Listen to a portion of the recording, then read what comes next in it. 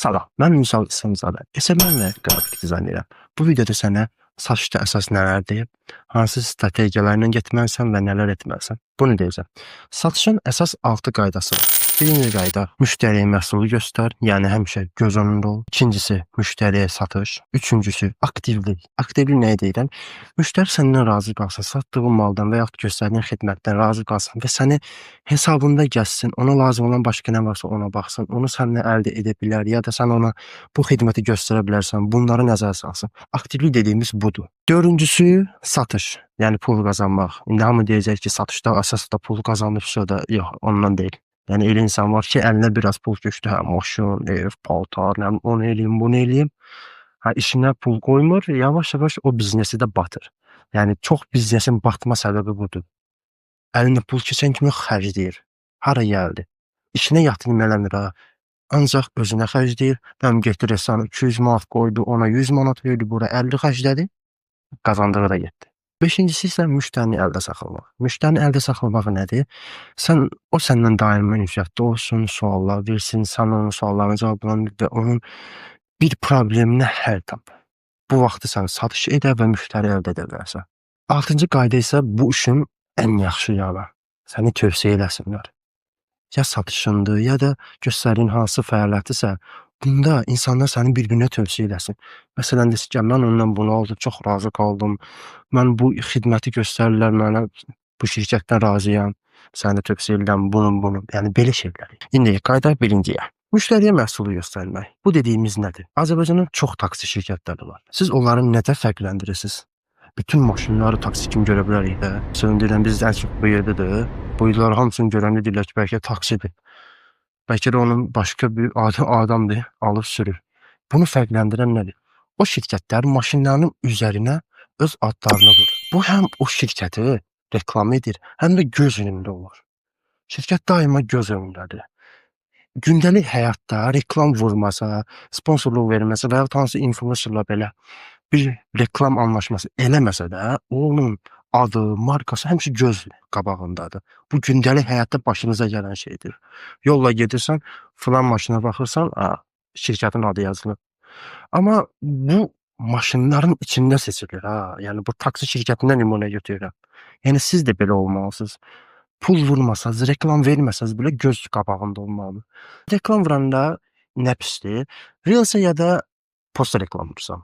Yaxşı. Bu reklamı vuranda sən sürüşdürəndə gördüyün reklam 2-3 video aşağısına getdə sənin yanında qalmır.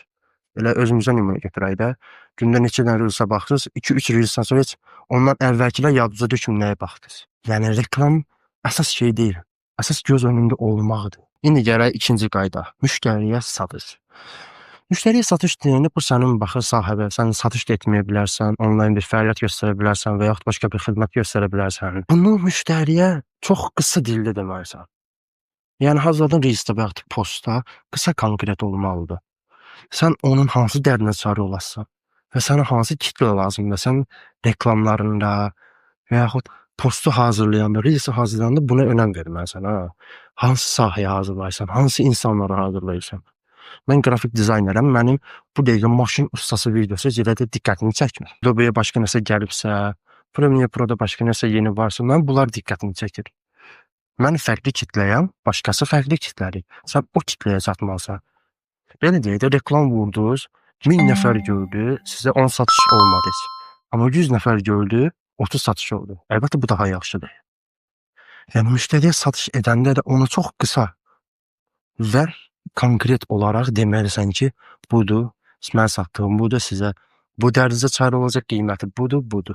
Yəni, çox düzdür, müştəri suallar verəndə onun suallarını cavablandırmaq istəyir, amma çox da sözlər deyil, müştərini sıxmaq lazım deyil. Ən qısa variantda müştəriyə satış etmək lazımdır. Üçüncü qayda, aktivlik. Aktivlik nədir? Sən müştərini daimi hesabda saxlamalısan. Onun göstərdiyi fəaliyyətdən də olsun, sənin hesabındakı diqqət çəkdiricilər, hekayələr və yaxud da postlar olsun. O səndən razı qalsa, yenə hesabda baxacaq ki, məsələn deyirəm, filan şey mənə lazım idi, bu hesabdan aldım, bu şirkətdən aldım. Yenə axtarır ki, mənə bu lazımdır, bəlkə sizdə var. Və hekayələrlə paylaşırsınız, reelslər paylaşırsınız. Bu, onu diqqətini çəkməlidir. Yenə hesaba girməlidir, yenə baxış eləməlidir. Tezə nə var və yaxud nələr var. nə kampaniyalar gəlib. Aktivlik dediyimiz budur. Müştəri səndən aldı, razı qaldı, getməsin də. Elə ki, onun əlində saxla. Bacardığın qədər hesabında, profilində gözəl, diqqət çəkici şeylər paylaş, postlar paylaş, reelslər çək. Bu reels postu bu qədər adlandırmağımın səbəbi də başqa heç nə yoxdur, əsas bunlardır. O reels videonun içərisində və yaxud da postun içərisində maraq doğurucu, diqqət çəkici şeylər olmalıdır. Ona daima baxmalıdır. O hesabda girib axtarmalıdır ki, mənə bu da lazımdır, bu da lazımdır. Aktivlik dediyimiz budur. Yəni bunu eləmək çox çətin bir şeydir, düzdür. Amma yaxşı postlar, diqqət çəkici reelslərlə inan mənə çox da çətin bir şey deyil. Yəni biraz kreativ olmalısan. Hə, 4-cü qayda hamının çox xoşladığı şey satış və pul. Pul gəldi. Yəni mən bu gün dostlarımla çıxaram, filan restoranda 200 manat xərclədim, 400 manat qoydum, 100 manat qoydum. Yəni plaş aldım, neçə aldım? 500 manat aldım. Mən müdirəm, mən satışlar edirəm, mənim bir iki işçim var. Yəni biznesin batma səbəbi də budur. Çox biznesin tez batma səbəbi bu da. Yaxşı çəkir, yaxşı göstərir, alış-verişi yaxşıdır. Bir ay yaxşı satdı, mən müdirəm, işçi lazımdır, mən bundan başımı xarab eləməyim.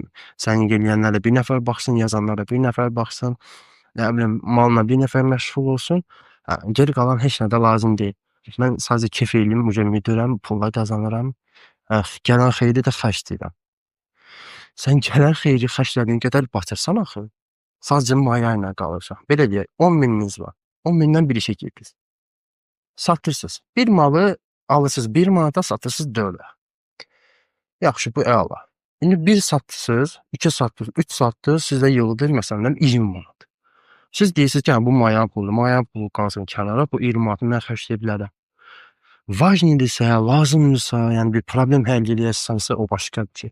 Amma sırf kef üçün xərcləyirsənsə, o xərclədiyini qoy da mayaya.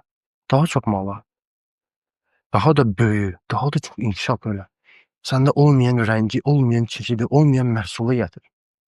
Satış edən kimi, xeyir qazanan kimi, hə, mən bugün bunu xərclədim, mən bugün bunu aldım, mən bugün bura gedəcəm, pulum var. Allah var eləsin. Amma o qazandığının yerinə qoydun. Yaxşı, mayanı 10 minini qoydun, qalanı xərclərini. Olduğun yerə sən axı yenə. Sənin işçi götürdün, filan şeylər dedin, getdin, pusat aldın, yeməyə getdin. Bir gün oldu bunlar. Sonra bunun üstünə qat da, biraz bax, səbirli ol, qoy daha da artsın. Çeşidlər bol olsun, dükanın daha yaxşı görünsün, ya da mağazan, ya da onlayn satış yerin yaxşı görünsün. Yəni bunlar əsaslardır, ha. Elə pul qazandığımla olmur hər şey. Pul qazandın, yəni xərcləri getdi, əlində olan bəs. Yəni bunu artırmaq lazımdır. İnkişaf eləmək istəyirsənsə. Yoxsa əks halda yalnızca yerində sayarsan. 10 mindən dövrəyə eləyərsən, elə fikirləşirsən ki, ayda ondan borc götürmüşdüm, borca mal almışdım, mən onu qaytarmalıyam, firma var, firmaya pul verməliyəm, işçi var, işçiyə pul verməliyəm, filan peşmədə. Yəni təzə başlayanların, ən çox da batan bizneslərin səbəbi budur. Hə, gəldik 5-ci qaydaya. Müştərini əldə saxlamaq. Müştərini əldə saxlamağı da 5 ilə, belə deyim, 3 eyni şeydir. Müştərini əldə saxlamaq. Səninlə gəzməlidir, səninlə baxmalıdır, hər nə olsa sənə yazmalıdır. Yəni o problemdə sənə yazmalıdır. Sənin göstərdiyin xidmətə görə səndən mütləq daima əlaqədə olacaq. Əgər yaxşı xidmət göstərsən və daima çox satış edilən və yaxud çox xidmət alan bir şey göstərsən, o sahəyə yönəlsən, müştərilərin daima səninlə olacaq. Başqa yerdən alsa belə, sərf olsa belə yenə sənə yazacaq ki, bunda belə bir şey var, mən bunu necə düzəldə bilərəm və yaxud siz necə düzəldərsiniz və yaxud mən neyniyim? Bəzən belə olur. Müştəri yazır, deyir ki, filan bir şeyi dedin məsələ 10 manat. Hər bir şey deməklə pul olmur da. Sonra müştərini biraz bəzi dərdlərini karı olasan ki, yenə səndən alanda razı qalsın və sənə üstünlüyü ilə versin. Bu çox başıma gəlib ha. Məsələn, məndə olur. Bəzi müştərilər gəlir, deyir ki, mən loqo düzəltmişəm, amma heç xoşuma gəlmir. Rəngi pisdir və yaxud vektor atıblar pikseldir, PDF-i yaxşı çıxmır. Mən bunu bəzən götürürəm, üstünə çox oynasam, əlbəttə ki, ona zəhmət haqqı deyirəm. Amma müştəri bəzən heç nə lazım deyil. Referans edib göndərirəm. Ki, o müştəri məndən bəli razı qaldı. Bu dəfə pul verməsə də, yanımdakına deyəcək, loqo lazım olana deyəcək və yaxud loqo lazım olsa mənə gələcək yenə. Yəni, hər sıfırda şeyə görə müştəriyə pul demək olmaz. Bu sizin markanızı biraz pis göstərər. Yəni, ən adi bir şeylərdən, hə, buna 15 manat. Yəni, bəzi şeyləri müştəri qazanmaq üçün eləməlisən. Bu yeni biznes açanlara aid də. Bəzi şeyləri müştəri qazanmaq üçün məcbursan, etməlisən. Deməli belə, gəldik 6-ya. 6 nədir? Sənin pulsuz reklamın. Yəni sənin indi dediyim kimi tövsiyələri, etməkləri, müştəriləri razı salmağı, səni bir-birinə göndərmələri ki, hə, mən burdan aldım, bu razı qaldı, bundan aldım, bu yaxşı oldu. Baxın, bu 6-sı da bir-birinə əlaqəlidir. Fikir verin, biri belə olmasa sizin biznes işləmir. Hansı əsas çıxardın, biznesiniz işləməyəcək. Hamısı xətasız işləməlidir. Bunun üçün sırf işçi götürməlisən demirəm. Çox insan özləri həll edir. Yəni biraz başı olsaz həll eləyərsiniz. Amma faktiki bu da var. Hal-hazırda internet dövrüdür. Sənin bir xətanla belə bir nəfər video çəkdi, 2 xətan oldu deyə. Bax, biri demirəm. 2 dənə satış elədim, pis oldu. Tanınır, tanınmır, insan fərqi yoxdur. Video çəkib qoysa, sizə markan gedir də. Yəni sən böyük markalar deyirsən ki, 1-2 dənə xətan olanda səni keçsinlər, desinlər ki, məsələn, mən buradan aldım, hər şey razı qaldım, videoya baxıb, mən filan şirkətdən iş elədim, heç razı qalmadım da. Yəni o ona çox fikir verməyəcək, çünki özü razı qalıb. Yəni hər şirkətdə olar, bir-iki müştəri razı qalmayan. Bu ən normal hadisədir. Amma sənin 10 satışın var, bunun 3-ü, 4-ü müştərilər narazıdırsa, bu sənin deməli normal bir şey deyil.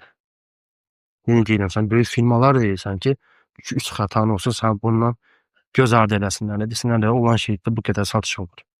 Yaxud bu boyda firmada əlbəttə bunun bir-ikisi xəta olacaq. Bu təzə başlayanlardan gedir. Biznesini, hesabını təzə açanlardan gedir. Əsas bu qaydaları, bu 6-sını da çox yaxşı mənimsəməlisən. Yoxsa sənin açacağın bütün hesablar, veb-sayt və yaxud profillər heç bir şeyə yaramaz. Yaxşı profil yığmasan, sırf takipçi demirəm ha, yaxşı profil, çox qarmaşıq olmayan, sadə dildə olan profil açmasan, inan mənə satışın heç sınıf var.